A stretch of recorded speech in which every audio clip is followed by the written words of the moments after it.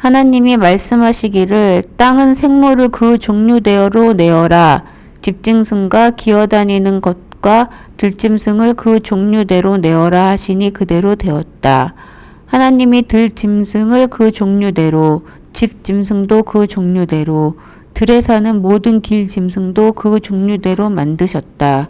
하나님 보시기에 좋았다. 하나님이 말씀하시기를 우리가 우리의 형상을 따라서 우리의 모양대로 사람을 만들자.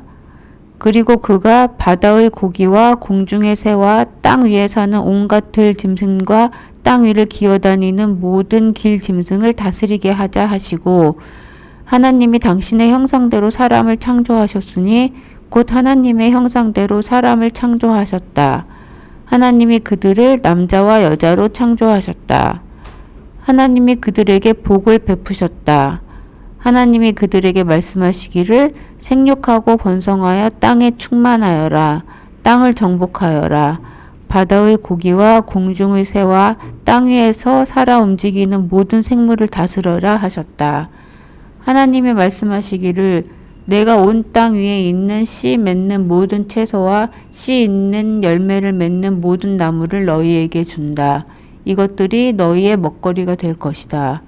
또 땅의 모든 짐승과 공중의 모든 새와 땅 위에 사는 모든 것, 곧 생명을 지닌 모든 것에게도 모든 푸른 풀을 먹거리로 준다 하시니 그대로 되었다. 하나님이 손수 만드신 모든 것을 보시니 보시기에 참 좋았다.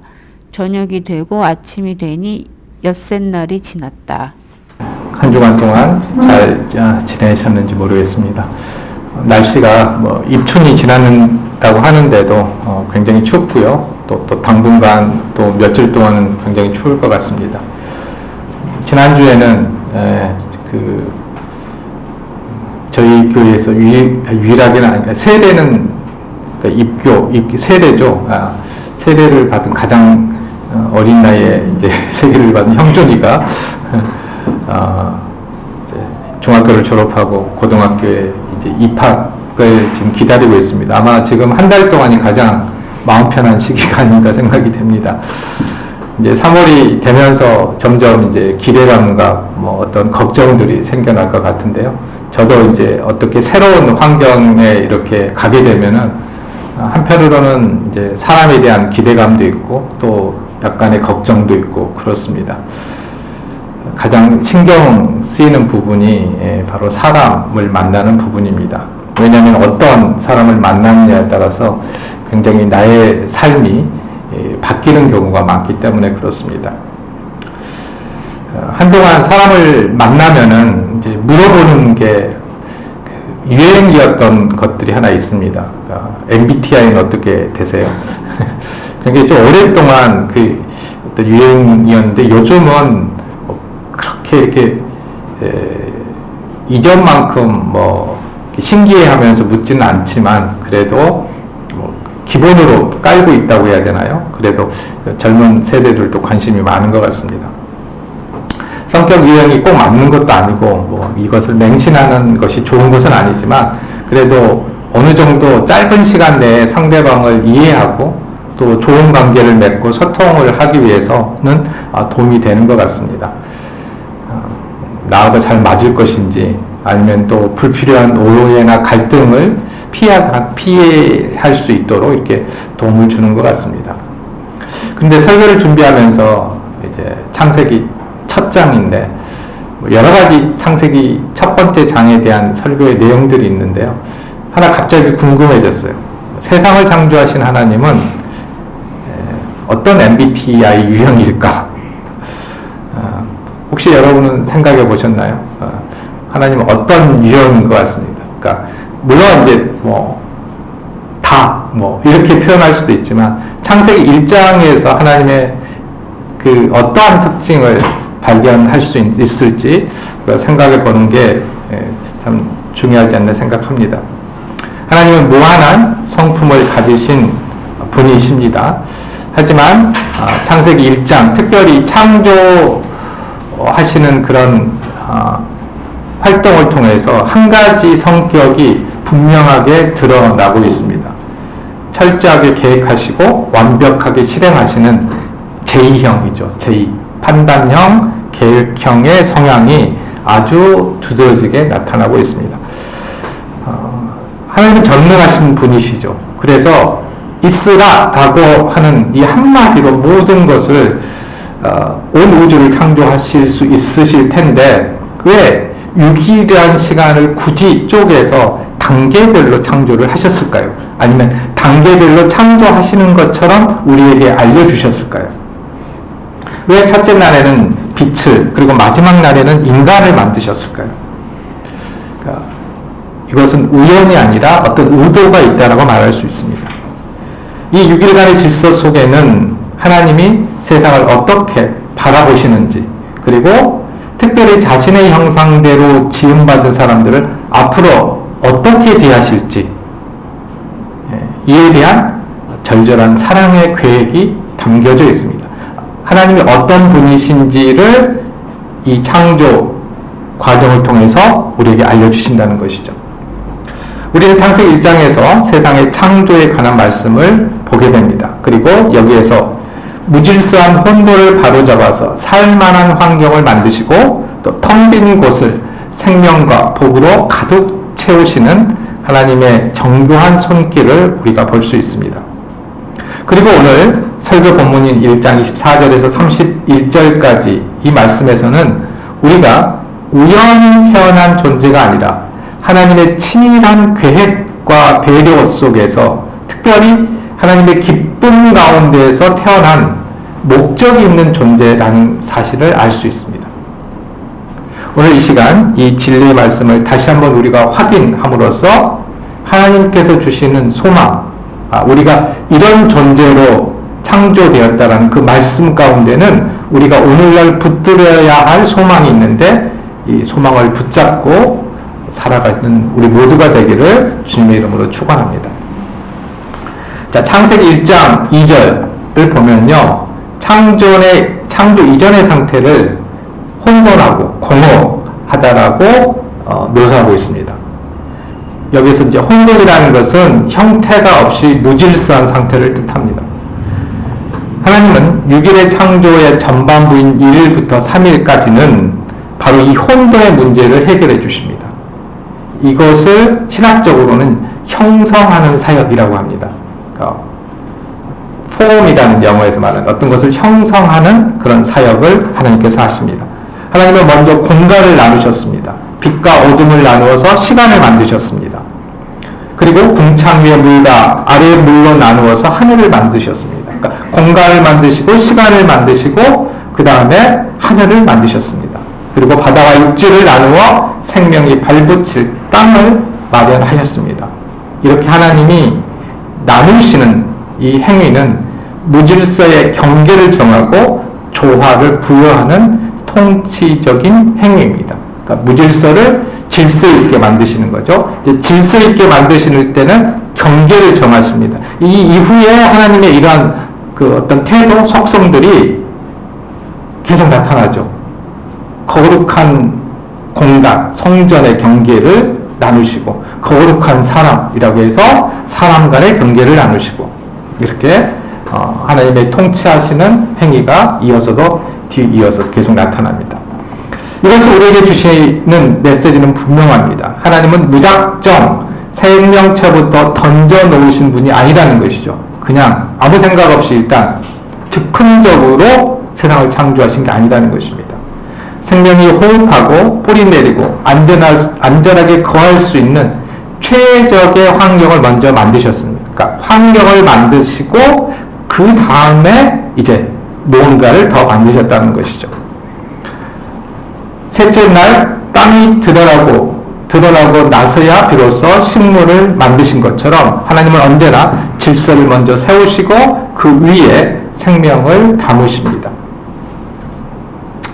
사랑하는 성도 여러분, 우리의 삶이 때로 창조 전의 상태처럼 혼돈스러울 때가 있지 않습니까? 경제적인 위기, 관계의 엉킴, 미래에 대한 불안함으로 마음이 어지러울 때 우리 당장 눈앞의 결과물들이 채워지기만을 간구하고 기도합니다. 저 역시 다르지 않습니다. 하지만 하나님의 방식은 다르다고 말합니다. 하나님은 우리의 삶에 무너진 경계를 먼저 바로 잡고 질서를 세우시는 일부터 시작하십니다. 지금 우리의 삶 가운데서 가장 혼란스러운 부분은 어디입니까? 하나님은 그 속에 말씀의 빛을 비추어서 질서를 잡기를 원하십니다. 무분별하게 섞여 있는 세속적인 가치관과 신앙의 가치관을 우리는 나누어야 합니다. 우선순위가 뒤엎인 일상에서 하나님을 위한 거룩한 시간을 우리는 떼어 놓아야 합니다. 하나님께서 공간을 나누어 생명의 터전을 만드셨듯이 우리도 삶의 질서를 바로 잡을 때 바로 그곳에 하나님의 생명력이 싹트기 시작을 할 것입니다. 하나님은 결코 무질서한 상황에 당신의 백성을 방치하지 않으십니다. 가장 살만한 평강의 상태로 인도하시는 정교한 설교자이시기 때문입니다. 우리는 이 사실을 믿어야 합니다.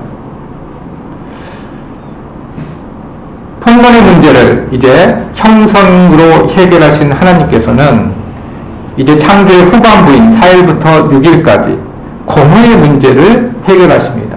그러니까 공간을 나눴죠. 그 다음에 이제 거기에 뭐가 텅 비어 있다라는 문제가 있습니다. 이것이 바로 두 번째 사역인 체험의 사역이십니다.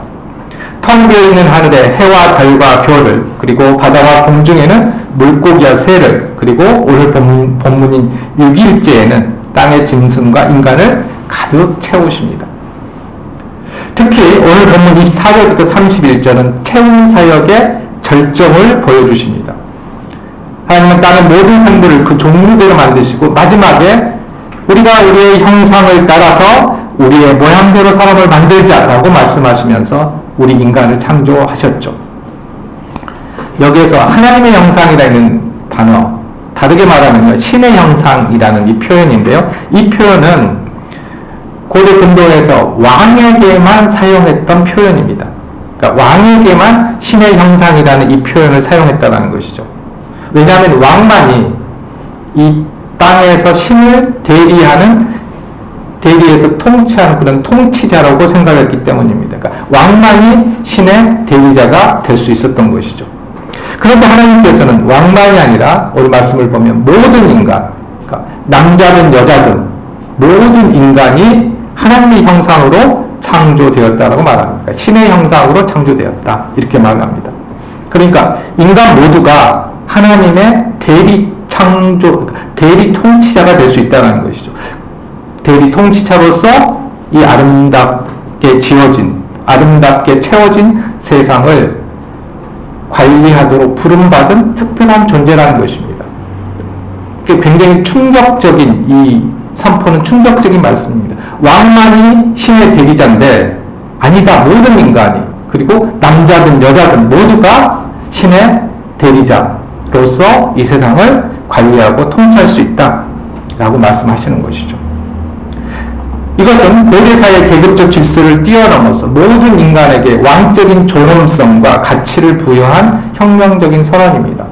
그러니까 인간의 존엄성, 서구사회에서 이제 형성된 인간에 대한 존엄성, 그 근거가 하나님의 형상입니다. 근데 그 가치가 어떤 가치냐? 왕적인, 그러니까 왕과 같은 가치다라고 이야기를 하고 있는 것이죠. 그러니까 이 선언은 당시의 고대 근동 세계관에 대해서 정면으로 반박하는 그런 선언이라고 말할 수 있습니다. 고대 근동 신화에서 인간들은 신들의 노력을 대신하기 위해서 창조되었습니다. 신들이 운하를 파고 노동하는 것이 힘들어서, 그러니까 그 고대 근동 신화를 보면 신들이 일을 했어요. 근데 이 신들이 하는 일이 힘드니까 이 힘든 일을 대신시키려고 인간을 창조했습니다. 만들었습니다. 그리고 그들에게 음식을 제공하는 노예로서 사용하기 위해서 인간을 만들었습니다. 그러나 창세기에서 인간은 창조의 절정이자 목표입니다. 완전히 다르다는 것입니다. 하나님은 인간에게 노동을 시키기 위해서가 아니라 인간이 거주할 환경을 먼저 완벽하게 조성하셨습니까? 조성하셨습니다. 모든 환경을 인간의 창조에 맞춰서 먼저 만드셨다는 것입니다. 그런 의미에서 창조의 절정이라고 말할 수 있는 거죠. 그런 의미에서 인간의 가치가 얼마나 큰지를 우리가 여기에서 알아볼 수 있습니다. 그러니까 고대 근동에서는 최하위의 인간이 있다면 이 창세기의 오늘 이 말씀에서는 모든 피조물 가운데 가장 높은 위치에 인간이 있다라고 말할 수 있습니다. 또한 인간이 신을 먹여 살리는 것이 아니라 하나님이 인간에게 식물을 먹거리로 제공하셨습니다. 고대 근동 신화에서는 인간이 신들을 계속 먹을 것을 제공을 해야 되는 거죠. 제대로 마음에 안 들면 그래서 신들이 화를 내고 막 벌을 내리고 이런 거죠. 그때 창세기 기록된 이 말씀을 보면 그게 아니라는 것이죠. 하나님께서 인간에게 먹을 것을 공급하신다는 것입니다. 어떻게 보면 신이 인간을 섬기는 것으로서 지금 표현되고 있습니다. 인간은 노예가 아니라 하나님을 대신해서 필요 세계를 다스리는 대리 통치자로서 왕적인 권위를 부여받았습니다. 이 말씀을 통해서 우리 한 사람 한 사람이 얼마나 고귀하고 가치 있는 존재를 깨달아야 합니다. 또한 서로를 동등한 하나님의 대리 통치자로 존중해야 하는지를 알아야 합니다. 우리 가운데 어느 누구도 무가치한 사람은 없다는 것입니다. 이어서 하나님은 모든 것을 만드실 때 보시기에 좋았다라고 말씀하셨습니다. 그런데 인간을 창조하시고 모든 조화로운 세상을 보신 후에는 한 단어가 더 들어가죠. 보시기에 참 좋았다. 세번역에서는 참이라고 번역되어 있는데요. 개역개정에서는 심히 이렇게 되어 있습니다. 심히 좋았다라고 한마디를 더 덧붙이고 있습니다. 감탄하신 것이죠. 이 표현은 그런데 단순히 감정 표현이 아니라 모든 피조물이 목적에 부합하게 완벽하게 기능하고 있는 상태, 원래 창조된 목적대로 존재하는 상태, 이게 선함입니다. 성경에서 말하는. 그러니까 우리가 선하다는 것은 윤리적으로 뭘 좀 잘하고 착한 일을 너무 돕고 이게 아니라 우리가 하나님께서 우리에게 생명을 주셔서 이 땅에서 살게 하셨는데 이 살게 하신 목적에 부합하게 우리가 살아가는 것, 이게 선함이라는 것이죠.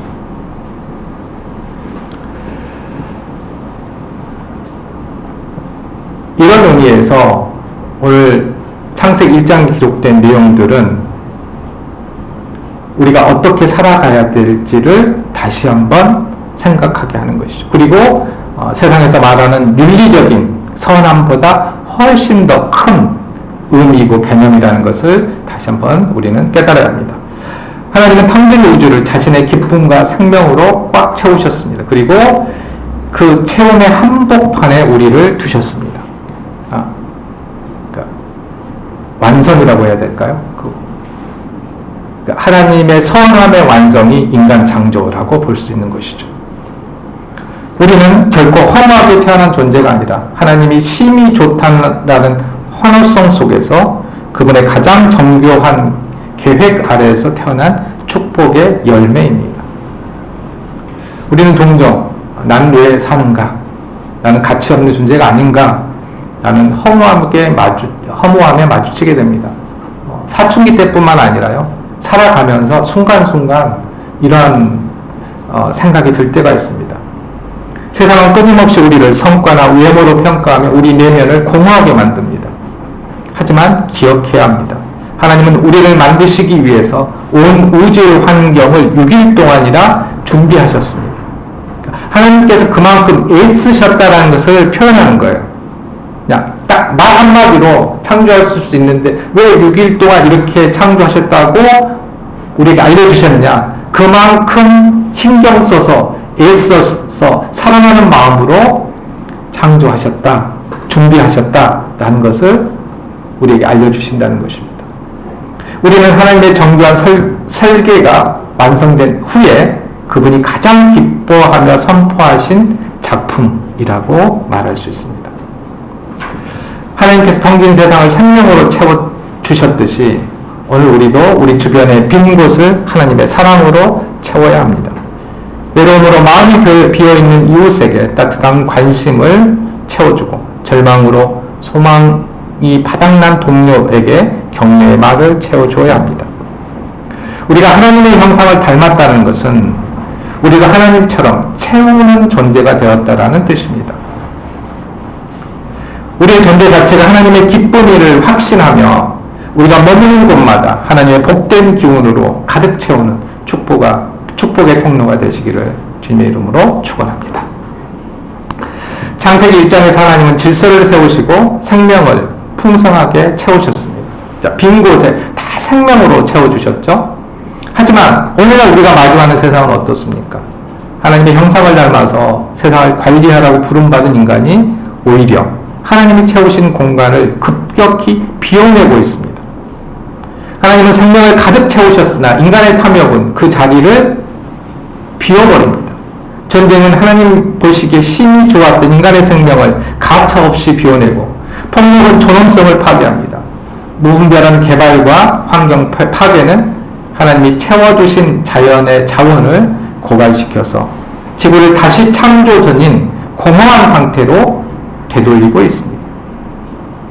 이것은 인간에게 부여된 다스리라는 명령을 오해한 결과입니다. 다스리라는 이 명령은 착취하라는 그런 뜻이 아니라 하나님의 성품을 반영한 돌보라는 명령입니다.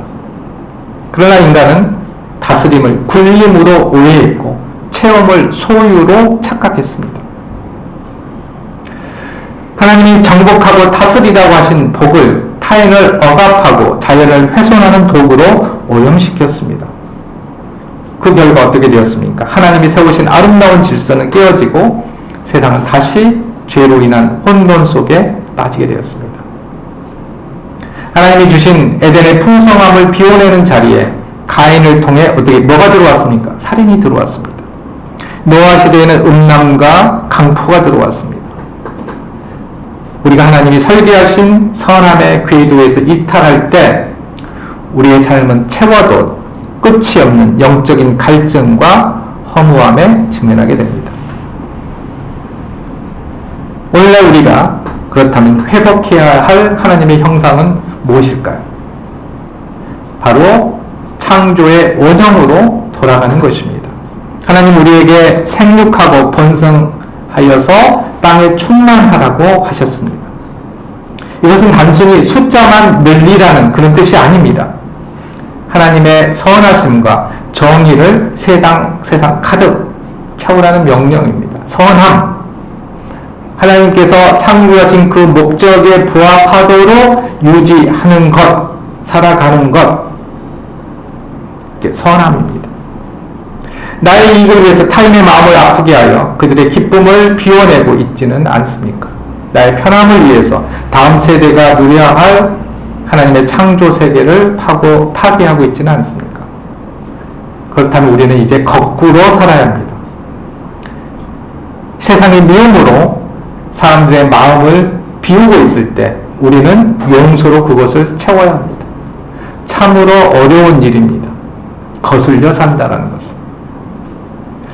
세상의 이기심으로 공적인 질서를 무너뜨릴 때 우리는 그리스도의 희생으로 공의를 세워야 합니다. 잃어버린 보시기에 참 좋았던 상태를 회복하기 위해서 우리는 예수 그리스도의 마음으로 다시 이 세상을 하나님의 가치로 채워가는 거룩한 청지기가 되어야 합니다. 이제 말씀을 정리하겠습니다. 우리 하나님은 혼돈을 질서로 바로잡으시고 공허를 충만함으로 채우신 분이십니다. 하나님은 6일간의 정교한 설계를 통해서 우리 인간이 가장 복되게 살 수 있는 최적의 환경을 만드셨고 우리를 그 창조의 주인공으로 세우셨습니다. 하나님의 이 창조의 목적에 맞게 살아가는 것이 바로 선함입니다. 선함. 질서가 잡힌 삶. 하나님의 사랑으로 가득 찬 삶이 바로 우리에게 허락된 본래의 모습입니다. 비록 인간의 죄로 인해서 이 세상이 다시금 혼돈과 공허에 빠진 것처럼 보일지라도 하나님은 독생자 예수 그리스도를 이 땅에 보내셔서 새로운 창조를 시작하셨습니다. 예수님은 죄로 인해 텅 빈 우리의 영혼을 성령의 충만함으로 채우시고 뒤틀린 우리 삶의 질서를 십자가의 사랑으로 바로 잡아주셨습니다. 사랑하는 성도 여러분, 이번 한 주간 살아가면서 저와 여러분이 두 가지를 한번 실천해 보기를 원합니다. 첫 번째, 내 삶의 혼돈 속에 하나님의 질서를 선포하기를 원합니다. 어지러운 마음, 복잡한 상황 앞에서 낙심하지 말고 질서의 하나님께 기도합시다. 하나님께서 빛과 어둠을 나누어 주셨듯이 우리의 삶에서 버려야 할 것과 취해야 할 것을 명확하게 구분해 주실 것입니다. 내 삶의 혼돈 속에서 하나님의 질서를 선포하기를 원합니다. 두 번째로, 내 주변의 공허한 자리를 하나님의 사랑으로 채우기 원합니다. 우리가 가는 곳마다 보시기에 심히 좋았다, 참 좋았다라고 하시는 하나님의 감탄이 터져 나왔으면 좋겠습니다. 미워하는 자리의 사랑을, 다투는 자리의 화평을, 부족한 자리의 나눔을 실천하기를 원합니다. 우리는 하나님의 기쁨 속에서 태어난 목적 있는 존재입니다. 우리의 삶을 통해서 이 땅의 빈 곳이 다시 하나님의 영광으로 가득 채워지기를, 그리고 우리의 인생이 하나님 보시기에 참으로 심히 좋은 인생이 되기를 주님의 이름으로 간절히 축원합니다. 아멘. 기도하겠습니다. 주 예수 그리스도의 은혜와 하나님의 사랑하심과 성령의 교통하심과 성령의 사귐이 영원토록 함께 하시기를 간절히 축원합니다. 아멘.